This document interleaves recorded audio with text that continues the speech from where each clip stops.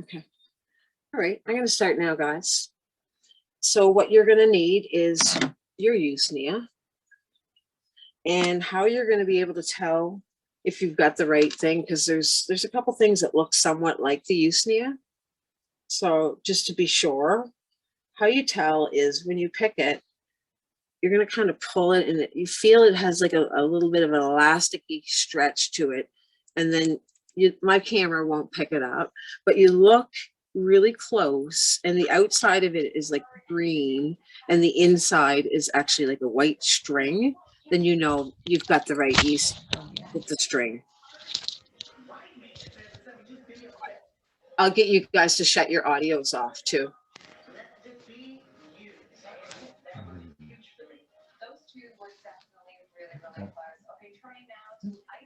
Can I get you, Avi Matthews, to shut your audio off just while we're doing this? Oh, it's Mary Lou? Okay. Okay, thanks. Thanks, Mary Lou. Just turn your audio. Oh, it's Mary Lou, yeah. If you can find the audio on it, Mary Lou. Did I do it? There you go. Did you get it? Yeah, or right now. Someone's on. Who's the audio?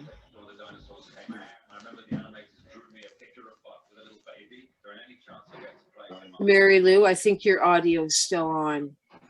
Okay. Oh my God. Okay, just relax. It's all right. Audio. Take your time. It's okay. We can just hear your TV. That's all. Oh, okay. Okay. All right. Yeah. All right. Let me get out of here. Right. There. I think you got it. You got it, Mary. Okay, thanks. Or no, it's still there. No, it's still there? Yeah, because I can hear you talk. Yeah. Oh my But just don't talk. You got your TV off. It's okay. If you can't figure it out, don't worry about it. It just picks up any sound that's in your room, right? So you got the TV off. That's okay. You're fine. We're all right. We can work with it. Okay. It's all good. Okay.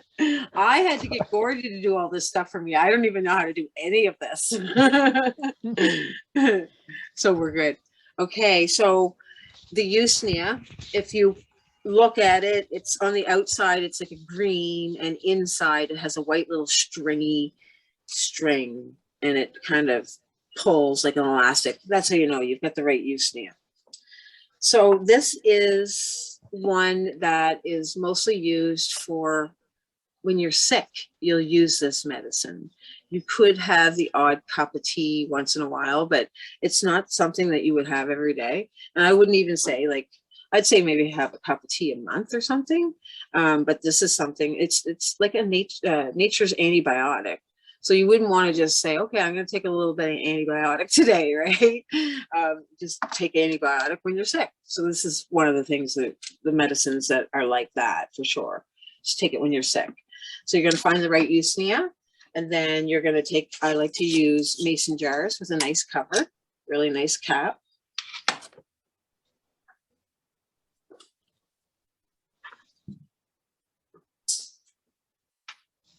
And then I'm going to put the Usnea in it.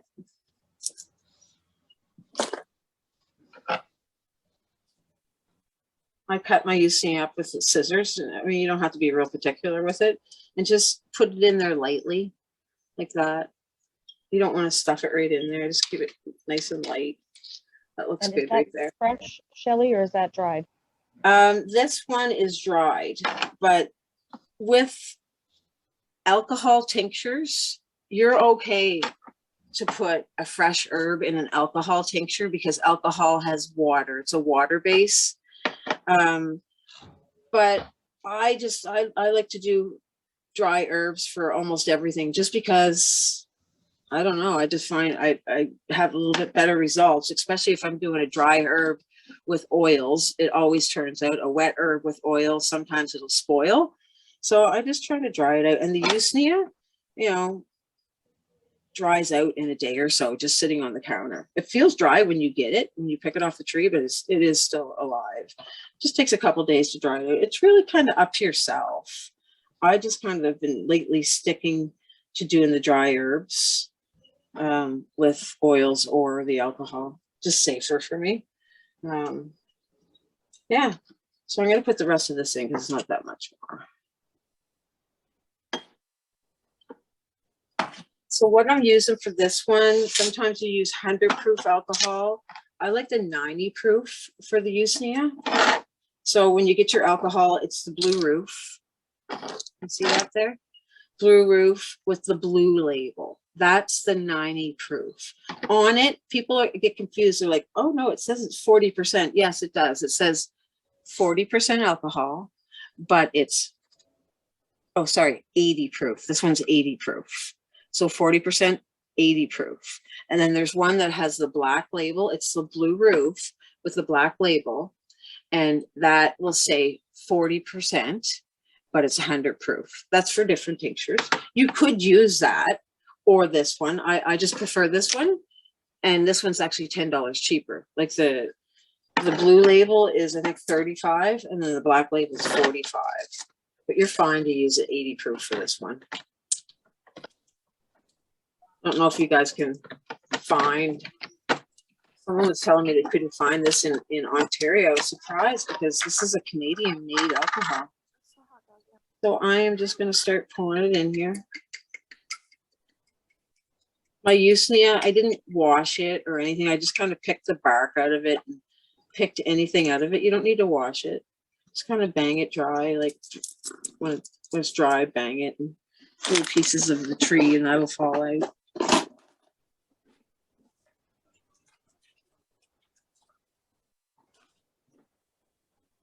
So I like to kind of just do this to get the air bubbles out. Fill that close to the top. I see that there's still there's some little black things in there from the Usnea, like from the tree. That's okay, because it's going to be strained later. There's no bugs or anything in it. So I like to go pretty high up with the alcohol. Get the air out. Now I'm going to cap it. I labeled it. This is going to go in a warm, dark spot. If you can put it on top of a heating pad or some sort of heating system, that would be great. Or a heater. That's where I put mine, on a heater. Just set it there.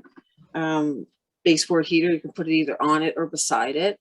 And then just put like a little towel over it to keep it dark if it's like a light room. So you're going to let that go for 4 to 6 to 8 weeks. Depends on how long you want it to go, really. The longer, the better. With tinctures are like that. The longer that you let it tincture, the more it's going to extract the medicinal value. So that's all there is to that. Now I have a tincture all made up. This is the Usnea here. Look at the difference in color. Look how different that is right now. It's so dark in color because that's been sitting on my heater extracting all that goodness. So it's like a brown now. Beautiful. That's what you want. You want it to be a brown color. So this was 4 to 6 weeks in the dark, warm spot. Bam, there you go. That's what you're going to get. So what I'm going to do now is teach you, after that's done, in 4 to 6 weeks or even 8 weeks, when it's like this, what to do next with it. Because this is a single tincture. You certainly could take this. You could use this in dropper form and do drops. And, you know, if you're sick with the flu or different things that you're going to use it for, you could use it. It's just not going to be as strong. This one's a double decoction extraction, the same as chaga. Chaga is like that too. Chaga, you take the chaga like this and then let it get like this. And then you take the chunks out and you do a double extraction. So that's what we're going to do with this tonight. So here we go with that.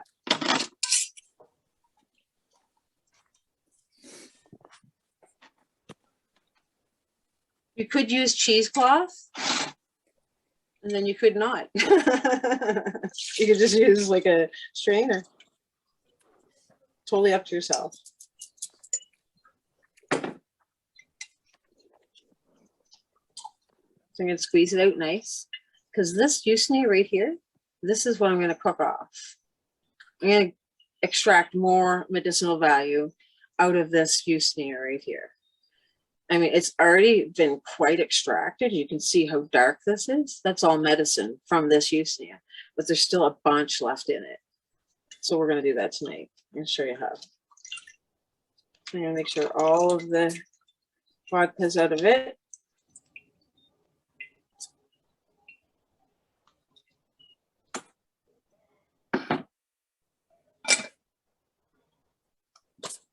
Now, I'm going to measure what's in here. That is just shy under, actually it's 1 1/3.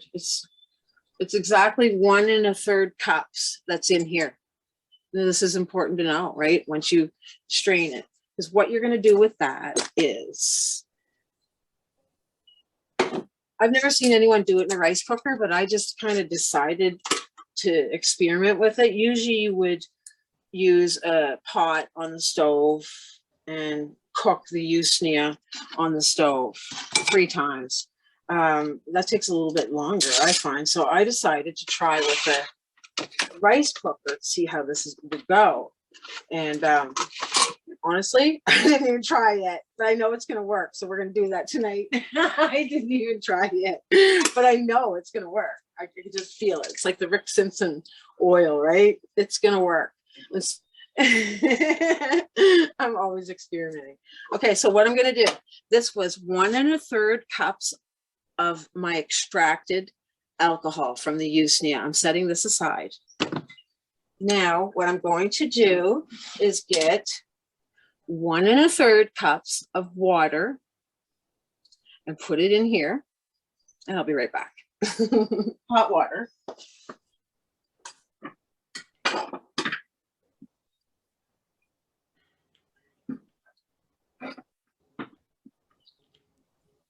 Did you say we could use a crock pot for this instead of a rice cooker? Is it the same type of a thing?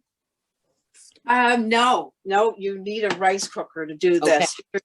You would do it on your stove with a pot with the water in it, or else you would use a rice cooker. Okay, thanks. I know it's going to work, so we're going to try it anyhow. So I've got 1 1/3 cups of water. So I'm going to put that into the rice cooker. And then, this is very important. I'm going to take some kind of marker, something to mark that 1 1/3 cups of water. So I'm going to use, actually, I'm going to use this right here. I'm going to use this skewer right here. I'm going to put it in the pot, the rice cooker, and measure and mark on there exactly the 1 1/3.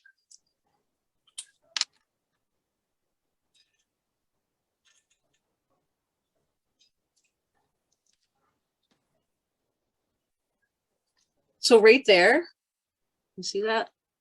Is the marking of the 1 1/3 cups of water. It's already starting to heat up in the rice cooker there. So now I know my level that I want to get my Usnea down to.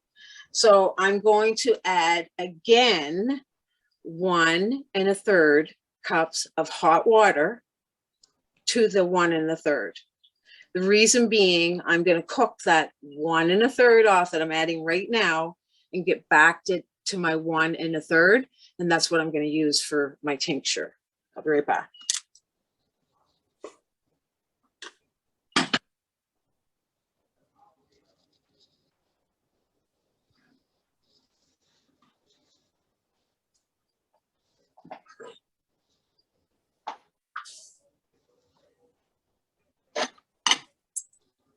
So now I'm going to add in my other 1 1/3. And put the cover on. Now it's on the level. There's only one level that it goes. Now there's my Usnea. I'm putting that in because the reason is I'm going to cook all of the medicinal value out of that into these, to the water, and I'm going to cook down 1 1/3 water off it. you guys understanding it? Do you understand it, Cord? Okay.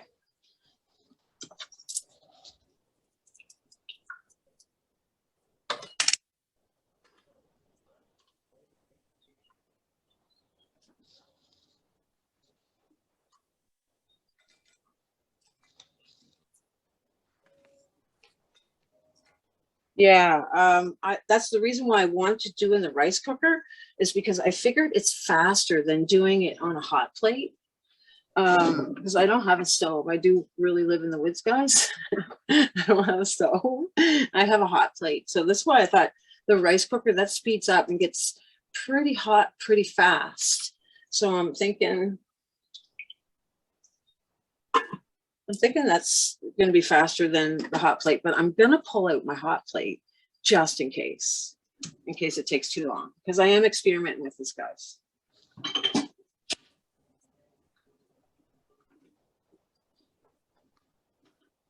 got 2 hot plates. One that's a little better than the other, so let's grab that one.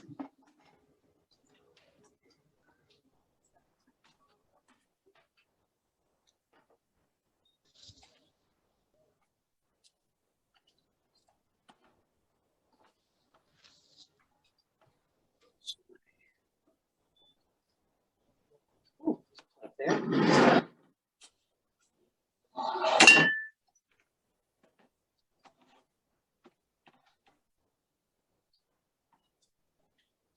I'll just blow a fuse or something. That'd be terrible. See how this is coming? Because if it doesn't like start to boil and cook off, I will just throw it into a pot and do it. I just thought that this would be faster to do it this way, but we'll see. We'll give it a couple minutes, like 2 minutes, to see if it starts to boil. If not, I'll just throw it all in a pot and then cook it on the little thing there. So you want it to burn off. I wanted to burn off 1 1/3 cups of water.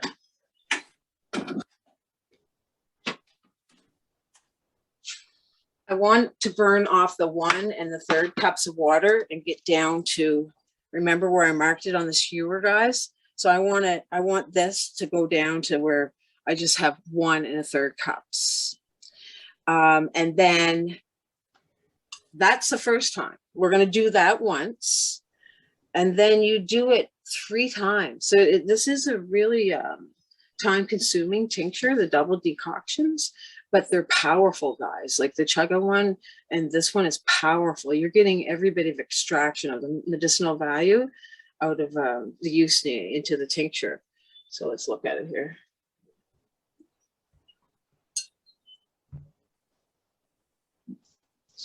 Oh, boil.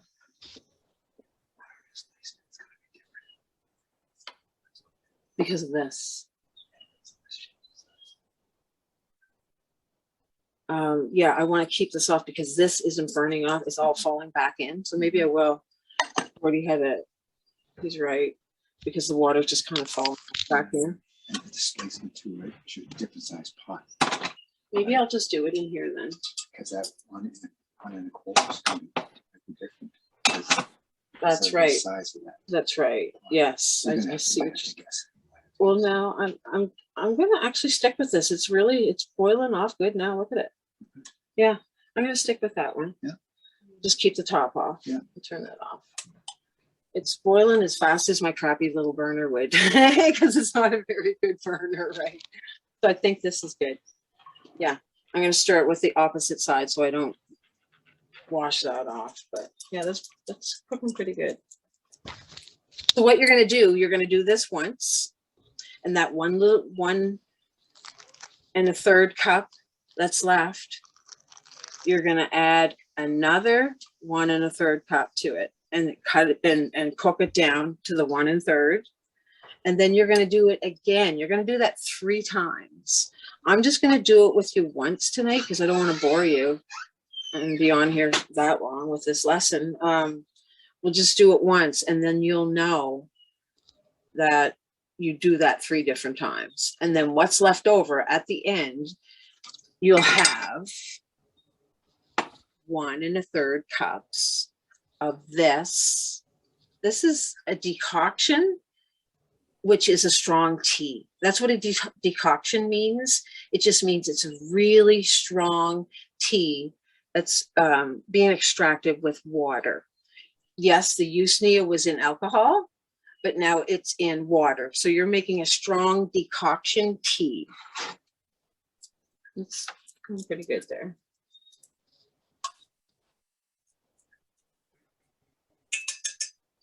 So when you were done at the end of doing it 3 different times, I would pour it in one of these. So you have 2 of them, like at the end, you'll have 2.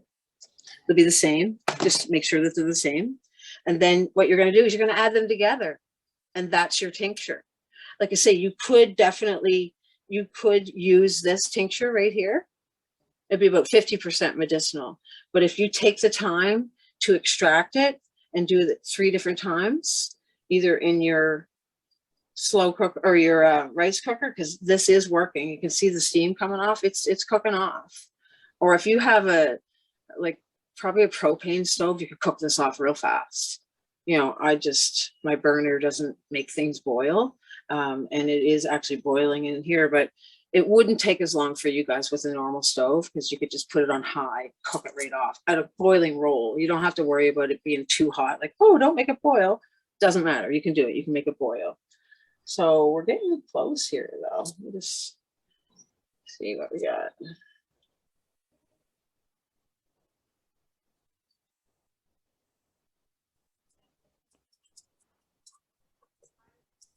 So any questions? You guys get the gist of what I'm saying here? You can put your audio on if you want, if you have any questions. My question would be, when it's done, how would you use it and when would you use it? When you add them both together? Yeah, And like when your tincture's all done and ready, like what is it? Do you just take it when you're sick in the same sense as you would take Yes. it? Yes. If you felt a cold coming on or the flu coming on, you would take it then, yes. Now, some people do use it for weight loss, though, Usnea. And that's just, they use it. And it does help people lose weight.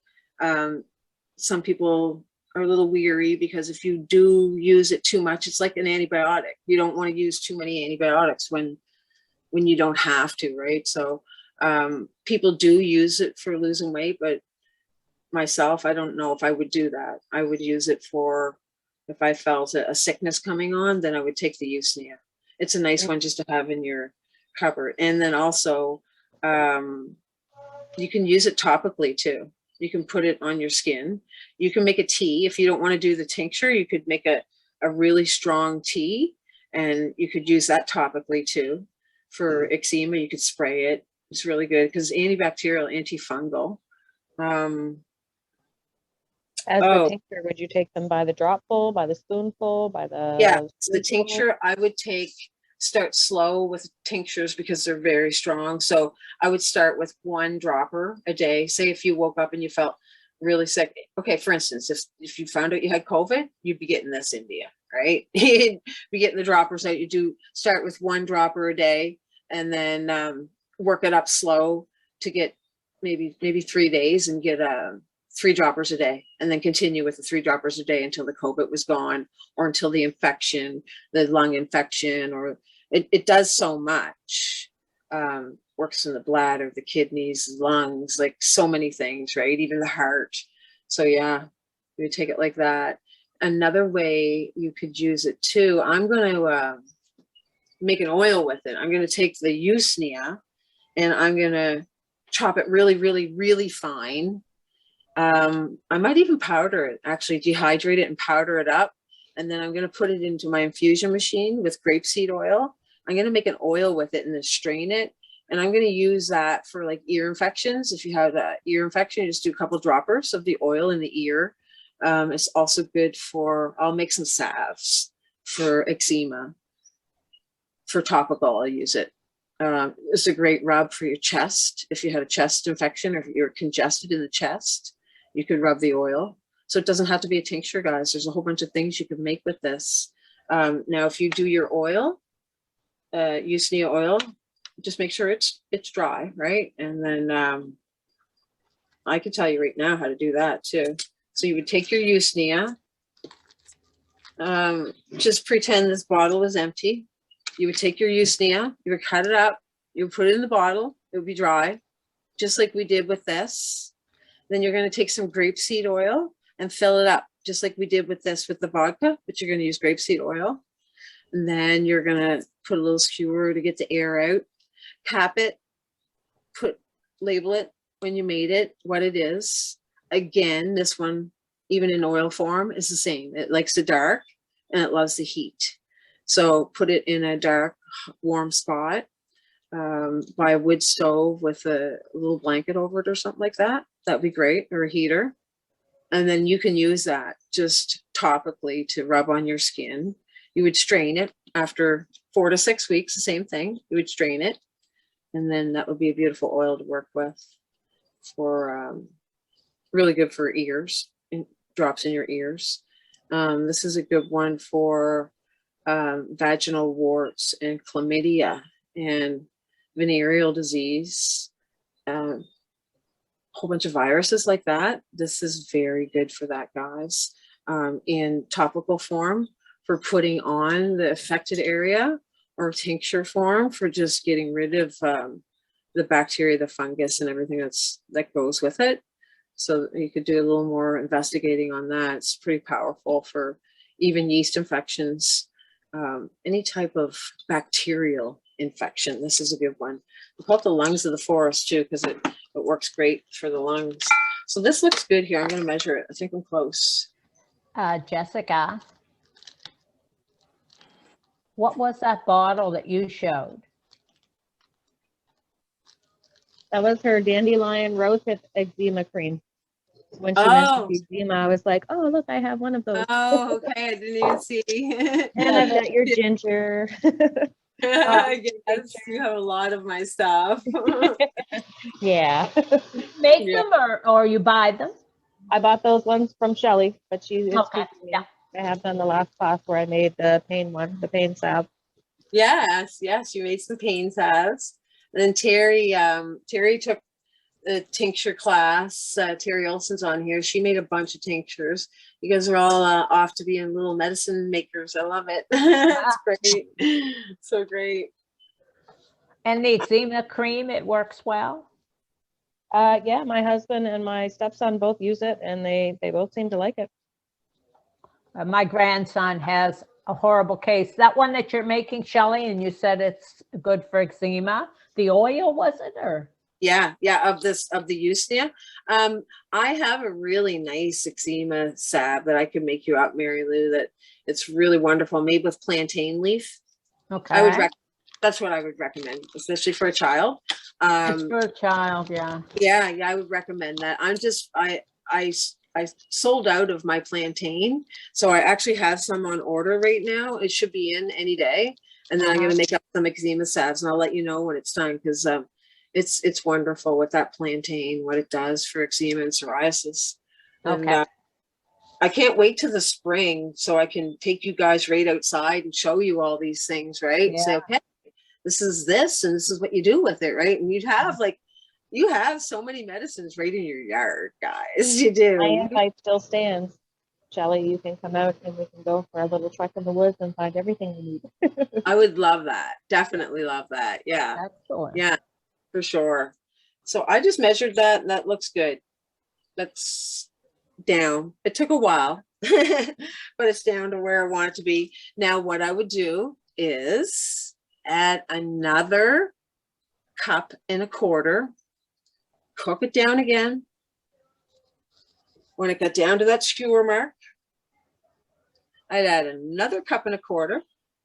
1 1/3, wasn't it? Oh, sorry, yeah, 1.25 cups.